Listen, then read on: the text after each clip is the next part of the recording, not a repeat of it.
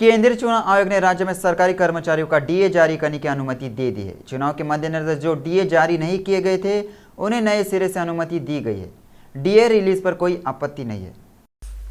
केंद्रीय चुनाव आयोग ने राज्य सरकार के कर्मचारियों को सूखा भत्ता डीए जारी करने की अनुमति दे दी है, जबकि 3 डीए लंबित है। राज्य सरकार ने को जारी करने की अनुमति का अनुरोध किया है। इस संबंध में राज्य सरकार को और केंद्रीय चुनाव आयोग के बीच मंत्रणा हुई। इससे पहले केंद्रीय चुनाव आयोग ने राज्य सरकार से डीए भुगतान प्रक्रियाओं के बारे में पूछा था। डीए भुगतान में देरी क्यों हुई और अब क्यों दी जा रही है। ट्रेड यूनियनों में डीए जारी करने की अनुमति देने के लिए राज्य के मुख्य निर्वाचन अधिकारी के माध्यम से सीईसी का अनुरोध भेजा गया। केंद्रीय चुनाव आयोग ने मतदान के बाद सरकारी कर्मचारियों को सूखा भत्ता जारी करने की अनुमति दे दी है। एक डीए ने कहा कि रिलीज पर कोई आपत्ति नहीं है। मुख्य सचिव शांति कुमारी ने कहा, सचिवालय परिसर में पर्यावरण के लिए खतरा बन चुके सिंगल यूज प्लास्टिक के इस्तेमाल पर रोक लगाने में हम सफल हुए हैं। उन्होंने इसमें योगदान देने वाले अधिकारियों और कर्मचारियों की सराहना की। सिंगल यूज प्लास्टिक के इस्तेमाल को बंद करने के फैसले के 45 दिन पूरे होने पर समीक्षा बैठक की गई। सीएस ने विश्वास व्यक्त किया, सचिवालय 3 दिसंबर तक पूरी तरह से प्लास्टिक मुक्त स्थान पर बन जाएगा। प्लास्टिक वस्तुओं के स्थान पर कपड़े, जूट, स्टील और चीनी मिट्टी की वस्तुओं का उपयोग करने का सुझाव दिया गया है। उन्होंने अधिकारियों से सचिवालय में कचरे का पुनर्चक्रण करने और उपभोक्ताओं के लिए उपयोगी उत्पाद बनाकर परिसर को शून्य अपशिष्ट परिसर बनाने के लिए कड़ी मेहनत करने का आह्वान किया। इब्राहिमपट्टनम आरडीओ कार्यालय में मीडिया से पुलिस की कहासुनी हो गई। दिन ब दिन आरडीओ कार्यालय में तनाव बदलता गया। पुलिस ने कांग्रेस पार्टी के नेताओं पर लाठीचार्ज किया। पार्टी कार्यकर्ताओं ने पुलिस पर पथराव कर दिया। रंगारेड्डी जिला कलेक्टर भारतीय होलिकेरी आरडीओ कार्यालय पहुंची। निर्वाचन क्षेत्र के चुनाव पर्यवेक्षक इब्राहिमपट्टनम आरडीओ कार्यालय पहुंचे। इब्राहिमपट्टनम विधानसभा चुनाव के खुले पोस्टर, बैलेट बॉक्स को लेकर कांग्रेस पार्टी ने अपना गुस्सा जाहिर किया है। कांग्रेस कार्यकर्ताओं ने इब्राहिमपट्टनम की डीओ कार्यालय के सामने विशाल धरना दिया। कांग्रेस ने आरडीओ को सस्पेंड करने की मांग की। महेश्वरन डीसीपी श्रीनिवास राव इब्राहिमपट्टनम आरडीओ कार्यालय पहुंचे। डीसीपी श्रीनिवास राव ने हंगामा शांत कराने की कोशिश की।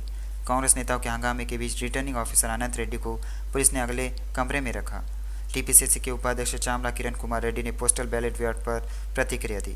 चामला ने पूछा, डाक मतपत्रों को स्ट्रांग रूम में क्यों नहीं ले जाया गया। केंद्रीय मंत्री किशन रेड्डी को सर्वोच्च पुरस्कार United States presidential gold medallion award से नवाजा गया। नामपल्ली भाजपा राज्य कार्यालय में यूएस प्रतिनिधियों द्वारा यह पुरस्कार प्रदान किया गया।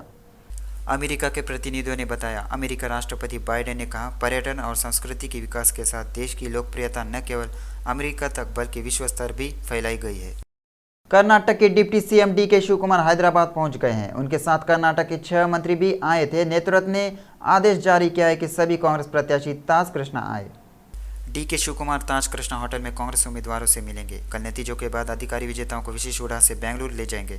लेकिन राहुल गांधी पहले ही कांग्रेस उम्मीदवारों को अहम निर्देश जारी कर चुके हैं। तेलंगाना नेताओं के साथ वर्चुअल मीटिंग कर उन्होंने उम्मीदवारों को सलाह दी कि वे मतगणना केंद्रों से बाहर न आए और एआईसीसी पर्यवेक्षकों को भी मतगणना केंद्रों के पास रहना चाहिए। उन्होंने कहा, अभ्यर्थियों को अगर कोई समस्या है तो वे उसे प्रदेश नेतृत्व के संज्ञान में लाएं।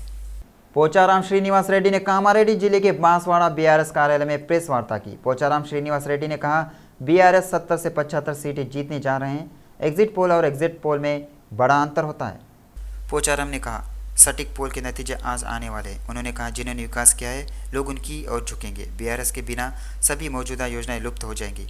पोचाराम श्रीनिवास रेड्डी ने कहा कि केसीआर तीसरी बार सीएम बनने जा रहे हैं। नागार्जुन सागर परियोजना पर आंध्र प्रदेश सरकार के अतिक्रमण के बाद वहां तनाव की स्थिति बनी हुई है।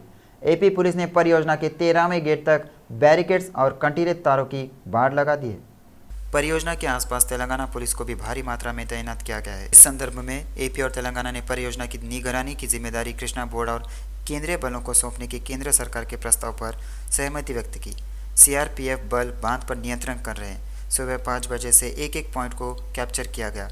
दोपहर तक प्रोजेक्ट को पूरी तरह से अपने कब्जे में ले लिया गया।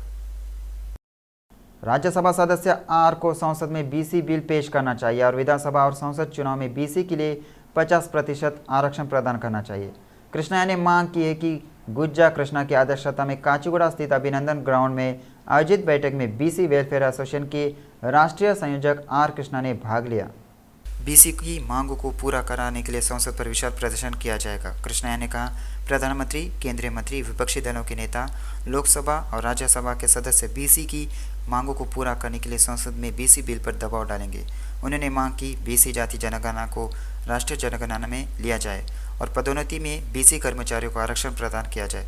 बीसी के लिए केंद्र में एक विशेष मंत्रालय बनाया जाना चाहिए और बीसी के विकास और शिक्षा के लिए विशेष योजनाएं बनाई जानी चाहिए। तेलंगाना बीसी मुख्यमंत्री साधना समिति के अध्यक्ष प्रोफेसर गाली विनोद कुमार ने कहा है, बीसी जिसकी आबादी 52% है को सभी वर्गों के लोगों के लिए न्याय सुनिश्चित करने के लिए नवगठित सरकार में मुख्यमंत्री होना चाहिए। बशीरबाग स्थित प्रेस क्लब में कहा, राज्य में पिछले 10 साल से ऊंची जातियों का शासन है। तेलंगाना राज्य की जनता अभिजात वर्ग के शासन के साथ आज़ादी की मांग करते हुए सरकार के खिलाफ इन चुनावों में नतीजे देने जा रही है। उन्होंने नई पार्टी से सामाजिक तेलंगाना के लिए काम करने के लिए सत्ता में आने को कहा। अगले 12 घंटे में तूफान की संभावना को देखते हुए साउथ सेंट्रल रेलवे द्वारा 142 ट्रेनें रद्द कर दी गई। बंगाल की दक्षिण पश्चिम खाड़ी में आज तेज आंधी की तूफान में बदलने की संभावना है। एपी में भारी से बहुत भारी बारिश की आशंका है। दक्षिण मध्य रेल ने कहा कि लोगों को ट्रेनों के रद्द होने पर ध्यान देना चाहिए। दक्षिण पश्चिम बंगाल की खाड़ी में भीषण चक्रवात जारी है। यह गंभीर वायु समूह पश्चिम उत्तर पश्चिम दिशा में आगे बढ़ते हुए तूफान बन जाएगा। इस पृष्ठभूमि में दक्षिण मध्य रेल को अलर्ट कर दिया गया है। 142 से ज़्यादा एक्सप्रेस ट्रेनें रद्द कर दी गई। कुछ अन्य ट्रेनें आंशिक रूप से रद्द कर दी गई। साउथ सेंट्रल रेलवे के CPRO राकेश ने बताया कि इसे 3 से 6 दिसंबर तक रद्द किया जा रहा है। लोगों को ट्रेनों के रद्द होने पर ध्यान देना चाहिए। यदि तेज़ हवा तूफान में बदल जाती है तो इसे मिचोंग कहा जाएगा। मौसम एजेंसियों का कहना है इसके प्रभाव से आज से एपी में भारी से बहुत भारी बारिश होगी। इस पृष्ठभूमि में बड़ी संख्या में ट्रेनें रद्द कर दी गई। अयोध्या में बनने वाले राम मंदिर में रामलला की प्राण प्रतिष्ठा समारोह में 600 गणमान्य लोगों को आमंत्रित किया जा रहा है। श्री राम जन्मभूमि तीर्थ क्षेत्र ट्रस्ट ने सभी को पोस्ट के जरिए निमंत्रण भेजा है। यह आयोजन 22 जनवरी को भव्यता के साथ आयोजित किया जाएगा। प्राण प्रतिष्ठा कार्यक्रम में साधु संत, प्रधानमंत्री मोदी और RSS प्रमुख मोहन भागवत समेत कई VVIP मौजूद रहेंगे। श्री राम जन्मभूमि तीर्थ क्षेत्र ट्रस्ट के सदस्यों ने डाक के माध्यम से निमंत्रण भेजा और व्हाट्सएप के माध्यम से PDF फाइलें भी भेजी। मेहमानों को अपना आधार कार्ड अनिवार्य रूप से ले जाना होगा। अयोध्या के संत अतिथियों का गर्मजोशी से स्वागत करते हैं। महंत विष्णुदास ने इस बात पर प्रसन्नता व्यक्त की। उन्हें भगवान राम के आशीर्वाद से मेगा प्राण प्रतिष्ठा का पहला निमंत्रण पत्र मिला। उन्होंने कहा, इस कार्यक्रम में देश भर से संत आ रहे हैं। छत्तीसगढ़ में नक्सली एक बार फिर बौखला गए हैं। दंतेवाड़ा जिले में पुलिस को निशाना बनाकर बारूदी सुरंग विस्फोट किया गया। घटना में 2 जवान और 1 मीडिया प्रतिनिधि गंभीर रूप से घायल हो गए। छत्तीसगढ़ के दंतेवाड़ा में माओवादियों द्वारा लगाए गए IED को निष्क्रिय करते समय CRPF के 2 जवान घायल हो गए। बाकी जवानों ने तुरंत प्रतिक्रिया दी और घायलों को नज़दीकी अस्पताल पहुंचाया। उन्हें बेहतर इलाज के लिए रायपुर भेजा गया है। CRPF जवानों को आज सुबह बारसूरपल्ली रोड पर एक पुल पर IED की सूचना मिली। विस्फोट होते ही वे तुरंत वहां पहुंचे और बम को निष्क्रिय कर दिया। अधिकारियों ने खुलासा किया कि IED वाले इलाके में माओवादियों की व्यापक तलाश की जा रही है। तेलंगाना में चुनाव के दौरान शराब एक बाढ़ की नदी की तरह बह रही है। सभी पार्टियों ने मतदाताओं को खुश करने के लिए शराब, मांस और पैसे बांटे हैं। तेलंगाना में शराब की बिक्री ने रिकॉर्ड बना दिया है। पिछले साल नवंबर के पहले 20 दिनों में शराब की बिक्री 1260 करोड़ रुपए हुई। नवंबर के पहले 20 दिनों में बिक्री इस रेंज में रही तो आखिरी 10 दिनों में शराब की बिक्री सारे रिकॉर्ड तोड़ देगी, ऐसा अनुमान लगाया है। वहीं चुनाव संहिता के मुताबिक तेलंगाना में 105 करोड़ रुपए की शराब जब्त की गई। पिछले साल नवंबर के पहले 20 दिनों में 12.5 लाख कॉटन बियर की बिक्री हुई थी, लेकिन इस साल के पहले 20 दिनों में 22 लाख कॉटन बियर की बिक्री हुई। इसके अलावा इन गणनाओं के मद्देनज़र हम तेलंगाना में नवंबर के महीने में शराब की बिक्री की सीमा को समझ सकते हैं। हैदराबाद शहर में चल रहे ड्रग भंडाफोड़ में एक नए आयाम ने एक बार फिर हलचल मचा दी है। तेलंगाना एंटी नारकोटिक्स ब्यूरो के अधिकारियों ने सोशल मीडिया के जरिए ड्रग्स बेचने वाले एक गिरोह को गिरफ्तार किया है। एंटी नारकोटिक्स ब्यूरो के SP गुमा चक्रवर्ती ने कहा, सूराराम में पुलिस के साथ संयुक्त अभियान में 3 आरोपियों को पकड़ा गया। उन्होंने कहा उनके पास से 60 ग्राम क्रिस्टल मेथामाफेटामाइन और 700 मिलीलीटर तरल मेथामाफेटाइन दवाएं जब्त की गई। जो लोग ये दवाएं बना रहे थे उनमें से श्रीनिवास नाम का एक शख्स मुख्य आरोपी है। श्रीनिवास ने निजी क्षेत्र में काम करते और गाजुला रामाराम में रहते ने उन्हें एक उद्योग में दवाएं बनाने के आरोप में गिरफ्तार किया गया और जेल भी जा चुका है। जेल से बाहर आने के बाद नरसिम्हा राजू और मणिकंठ ने ड्रग्स बनाना शुरू कर दिया।